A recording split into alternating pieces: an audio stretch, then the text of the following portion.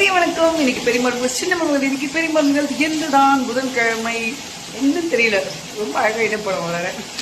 Okay, அதை விடுங்க.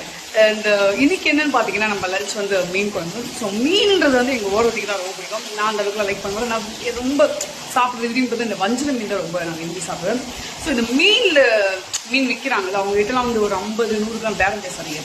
அவங்க எவ்வளோ கஷ்டப்பட்டு இலைங்களெல்லாம் மாட்டி கஷ்டப்பட்டு தவிச்சு அவங்க குடும்பம்லாம் இங்கே எவ்வளோ கஷ்டப்படுறாங்க தெரியுமா. அதுக்காக நடுத்தரில் உட்காந்து ஸ்ட்ரைக் பண்ணி போராடி மௌன விரதம் உண்ணாவிரதம் இது மாதிரிலாம் இருந்து கஷ்டப்பட்டு தான் விற்கிறாங்க.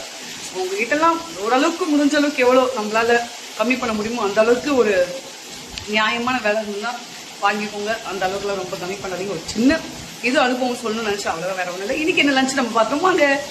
சுட சுட சாதம், அதுக்கப்புறம் ரசம், மீன் வறுவல், சட்டியில சும்மா தளத்தளன்னு கொதிக்குது மீன் குழம்பு. இதுதான் வேற லெவல். அது என்ன மீனுன்னு தெரியல ஆக்சுவலா. ஏன்னா ஃபிஷ் டேங்க்ல இருக்க மாதிரி இருக்கு இந்த மீன்.